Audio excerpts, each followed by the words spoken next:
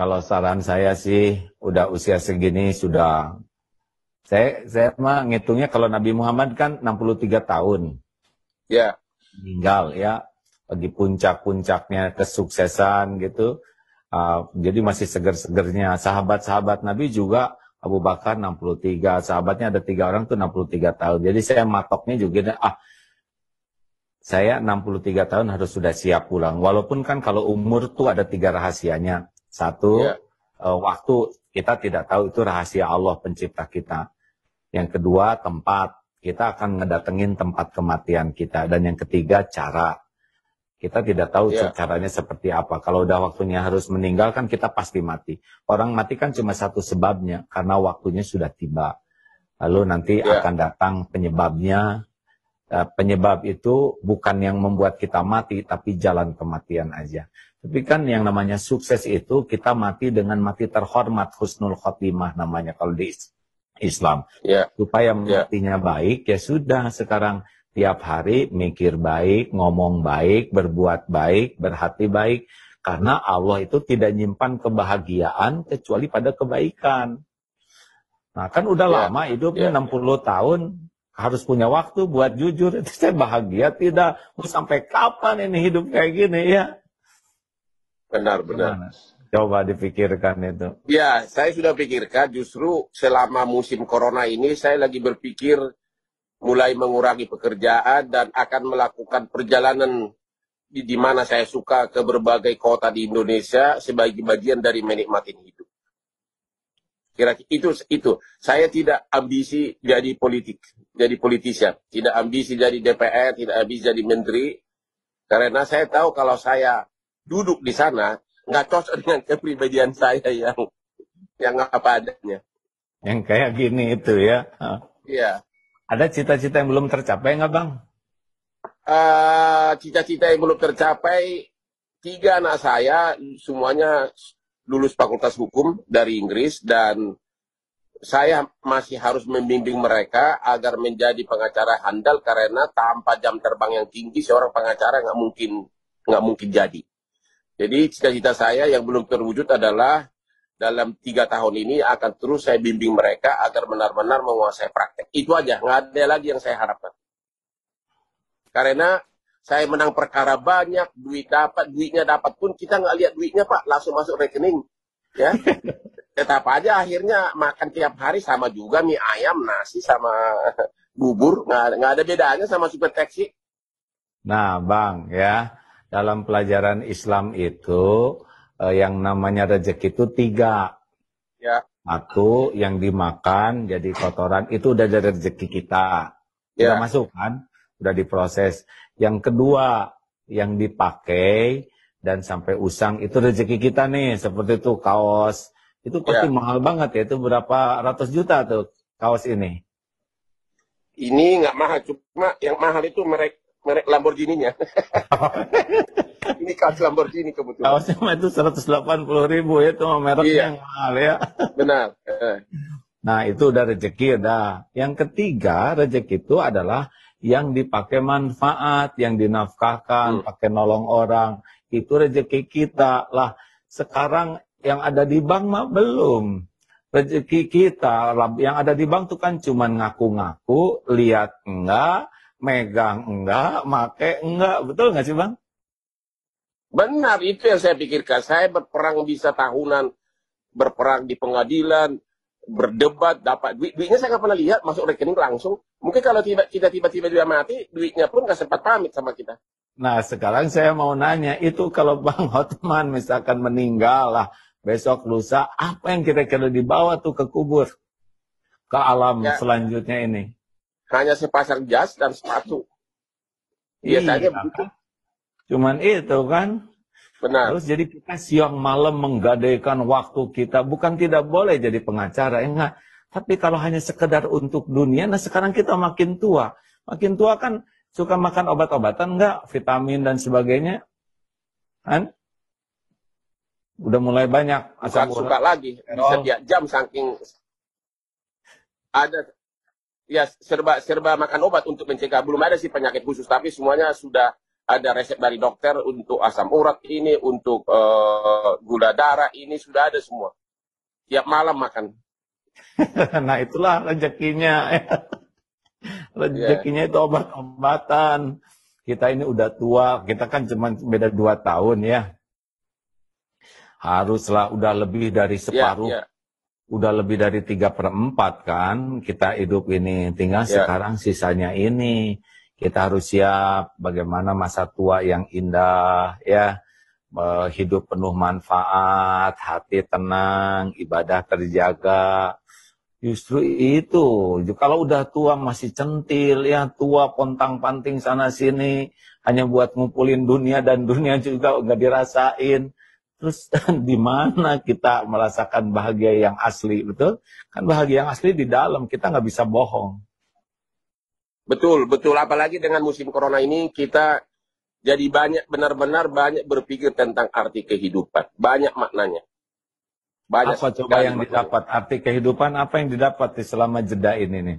Yang saya dapat, itu tadi yang kita bicarakan dari tadi. Ternyata ada waktunya kita harus berpikir, enough is enough.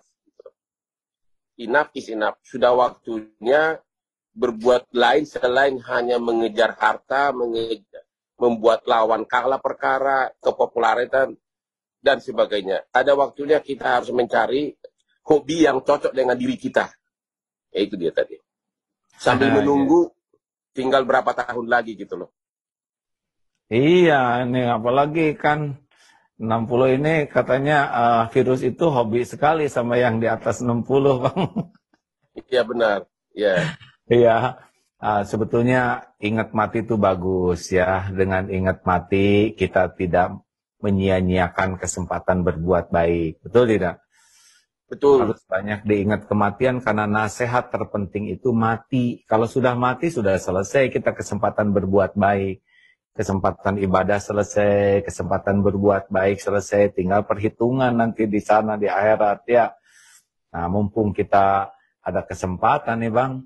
Harta dititipkan. Kemarin terkesan tuh ada seorang yang rumahnya dijual, mobilnya juga yang bagus-bagus dijual, diberikan APD dan dibagikan. Cuma celakanya sesudah dibagikan dijual katanya yang dikasihnya itu. Oh begitu ya. Jadi ya begitulah. Jadi dunia mah nggak ada apa-apanya Bang. Cuman gitu aja lah, nggak jelas. Cuman casing. Kan kayak casing. Gitu. Iya, casing. Cincin juga cuman segitu-gitunya, ya kan? Mau digimanain lagi, jari cuman 5. Ya ini nih. Nggak Sekarang pakai nggak dipakai cincin lagi. sekarang nih. Ini suara. Nah, bagus. Begitu ya. Terus bagaimana cara mengurangi rasa iri, nyinyir sama orang? Itu salah satu yang paling susah. Baik diri kita maupun musuh kita. Iri. Bentar, nggak apa-apa Bang, tenang ya. Iri itu sudah pasti adalah di hati lintasan iri itu. Yang jangan itu iri memakan hidup kita. Iri Sederhana memakan saja kita. bahwa Ya. iya, kan orang yang paling dengki itu, orang yang iri itu dia yang zolim tapi dia yang sengsara. Kita iri sama orang ya. Dia naik pangkat, dia dapat, kita yang jengkang ya. Dia bahagia, kita makin stres. Dia naik prestasinya, kita naik tensinya. Ini kan aneh ya. Dan kedengkian kita itu tidak bisa mengubah takdir orang. Ya, Ini ya. rumusnya Bang. Jadi tiap orang itu punya takdir masing-masing. Jangankan dalam satu profesi, sekeluarga aja, seibu sebapak, tiap orang itu kan beda-beda, betul? Betul. Posisinya, bakatnya, kemampuannya, rezekinya. Nah, kenapa kita harus capek dengki ke orang lain? Itu tidak mengubah. Takdir dia akan tetap jalan sesuai dengan rencana yang Allah berikan. Yang menderita kita aja. Jadi nggak boleh dengki itu. Itu ngerusak diri sendiri. Kalau kita didengki orang bagaimana? Ya nggak apa-apa. Terserah dia. Mau stres silakan aja. Saya mah nggak pernah pusing dengan orang yang dengki dan sebel ke saya. Karena bukan urusan saya, itu urusan dia. Urusan saya kan jadi orang benar atau tidak. Gitu Bang. Ini sebuah filsafat hidup ini Pak Haji dapat dari mana sih? Dari sekolah atau apa? Dari pesantren atau apa nih? Iya, kan saya belajar agama. Dalam Islam kan semuanya detail, lengkap. Sampai gunting kuku aja sudah ada pelajarannya. Bagaimana menyikapi orang. Misalkan ada orang menghina, itu kan ada 6 keuntungan, 7 keuntungan. Satu, kalau ada orang marah ke kita, satu, kita bersyukur. Bukan kita yang jadi dia, yang jadi orang berbuat jelek. Jadi saya kalau ketipu, saya syukur, Bang. Bukan saya yang jadi penipunya. Yang kedua, saya dapat pelajaran. Oh, begitu ternyata. Orang yang sombong, arogan tuh jelek banget. Itu pelajaran bagi saya. Saya tidak mau hidup seperti dia. Nah, jadi kalau ketemu dengan orang yang sombong ke kita dapat pelajaran tuh. Oh, saya tidak boleh kayak gitu tuh. 3, dengan melihat seperti itu, kita evaluasi diri. Jangan-jangan saya ketemu dengan orang sombong, ini cermin dari kelakuan saya. Jangan-jangan saya pernah nyakitin orang seperti saya disakitin orang. Jadi tobat ya. Selanjutnya, ini ladang latihan. Karena bersepeda aja kan jago tuh kalau latihan.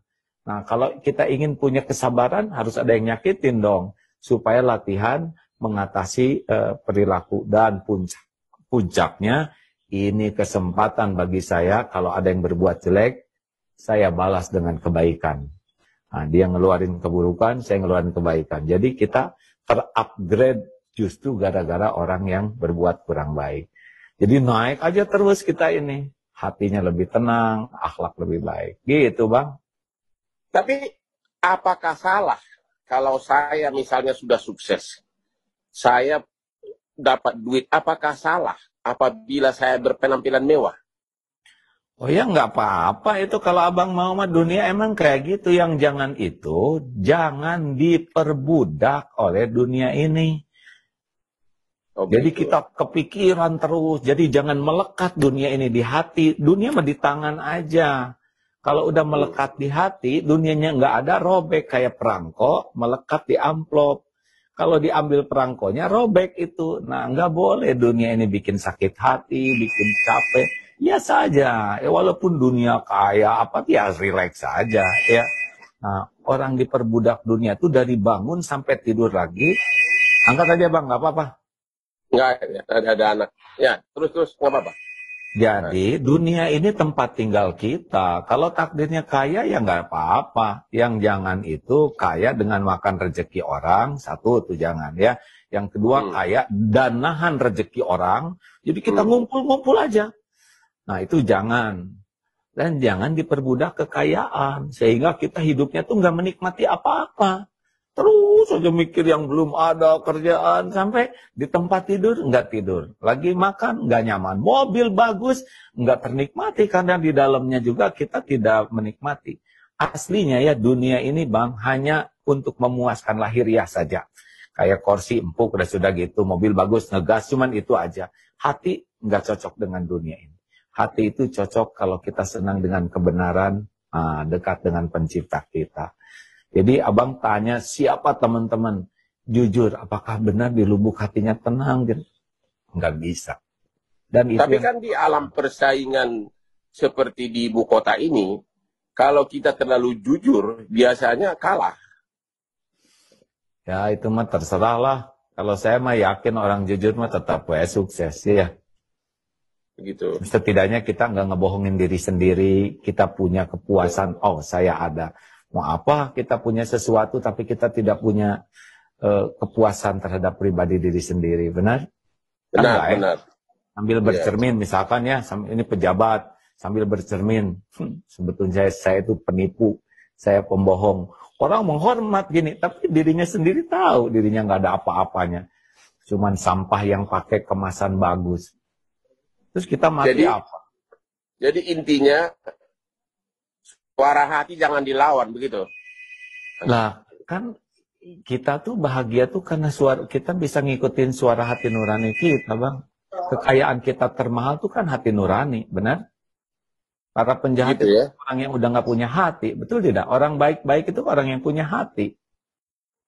Begitu ya? Itu kekayaan termahal. Nih, Kalau dalam Islam kan, boleh saya ceritain dikit ya Bang ya? Ya. Bang tadi nanya belajar dari mana. Begini Bang, kalau dalam Islam Nabi, wahai Nabi, kenapa engkau diutus ke bumi? Nabi Muhammad kenapa diutus? Innama bu'itsu liutamima makarimal akhlak. Sesungguhnya saya diutus ke bumi untuk menyempurnakan kemuliaan akhlak. Jadi kalau ingin tahu orang Islam yang benar, gampang. Lihat akhlaknya. Ingin tahu yang ibadahnya bagus, lihat akhlaknya. Karena ciri pemahaman Islam yang benar, ibadah yang benar, pasti buahnya akhlak. Nah, akhlak itu datang dari mana? Rasulullah juga bersabda begini, ketahuilah bahwa dalam jasad ini ada sesuatu yang kalau itu baik, baik seluruhnya. Kalau itu jelek, jelek seluruhnya. Itulah yang dinamakan kolbu atau hati nurani kita. Jadi orang tuh tergantung hatinya. Kalau hatinya baik, ngomongnya baik, mikirnya baik, sikapnya baik, dia akan bahagia tuh. Karena Allah tidak menciptakan kebahagiaan dengan keburukan. Jadi, nah inilah yang agak jarang. Kita sering membagus-baguskan casing, tapi kita suka lupa untuk membaca hati dan membagus-baguskan hati. Padahal kebahagiaan itu adanya di hati. Sepakat, setuju banget, setuju. Ya, itu iya. Saya sudah rasakan itu, terutama di puncak karir saya yang sangat sukses. Tapi tiba-tiba datang musim corona ini, saya mikir terus tentang, akhirnya saya tahu bahwa pada akhirnya memang kita harus menyesuaikan kehidupan kita dengan suara hati kita. Nah, itu. Jadi, orang yang paling sukses, kan hati itu dibagi 3, Bang. Ada namanya hati yang mati, kolbun mayit itu, para penjahat-penjahat yang nggak pakai, udahlah, yang biadab-biadab, termasuk sekarang nih kelihatan nih penjahat yang suka ngambil hak untuk orang miskin. Bansos atau apa, nah dia sunah itu udah orang udah bejat luar biasa. Mau casingnya apa, mau gelar, mau pangkat, mau jabatan, itu orang yang biadab. Hak orang yang kelaparan dia ambil. Sekarang, kalau ada yang begitu, nah itu orang udah nggak punya hati. Mati. Yang kedua, orang yang hatinya berpenyakit. Nah, cirinya hati berpenyakit tidak ada tenang hidupnya tuh. Penyakitnya tuh adalah diperbudak dunia, sombong, ujub, pendengki. Oh, ria itu udah capek tuh di hati tuh Bang. Dan yang paling top adalah namanya qalbun salim. Orang yang hatinya bersih, selamat, sehat. Nah, inilah orang yang paling bahagia dalam hidup ini. Mau susah, mau senang, dipuji, dicaci, sehat, sakit. Dia seperti berselancar di atas ombak. Ini yang harus kita miliki di masa tua kita, Bang. Orang yang punya hati yang baik, bersih. Insya Allah bahagia. Gitu. Duh, terima kasih, terima kasih. Ini saya makin yakin. Memang saya sudah mulai mengarah ke situ. Tapi dengan filsafat hidup yang baru saya dengar, ternyata arah saya sudah ke arah yang benar. Mudah-mudahan godaannya tidak terlalu kuat sehingga melenceng lagi. Ya, ada syaratnya Bang. Harus berkumpul dengan orang-orang yang benar juga. Oh begitu. Iya kan, bergaul dengan penjual minyak wangi, ikut harum. Bergaul dengan bisa bau bakaran atau terperciki api. Sekarang abang siapa teman-teman dekatnya? Kalau yang teman-teman dekatnya bikin abang tergelincir, abang bakal tergelincir atau pusing lagi. Tapi kalau teman-temannya yang ngejagain untuk punya hati, abang bakal menikmati sisa umur ini. Udahlah, dunia mah nggak ada apa-apanya Bang. Demi Allah nggak ada apa-apanya. Cuman gitu-gitu aja. Terima kasih. Bang, terima kasih. Terima kasih Pak Haji sudah dapat semua ilmunya dan 99% saya setuju. Alhamdulillah. Nanti kita telepon-teleponan lah kalau saya diperlukan ya. Tukar-tukar pengalaman. Terima kasih Pak Haji. Dan kita kan cuma beda 2 tahun dan kan sama-sama wilayah bahaya COVID ini ya. Bang, terima kasih atas silaturahimnya. Salam untuk keluarga dan juga anak-anak ya. Maaf, terima kasih. Kalau ada perkataan yang kurang berkenan dan suatu saat kita jumpa lagi ya. Terima kasih, salam. Ya. Terima kasih Bang. Terima kasih, Pak Haji. Bye.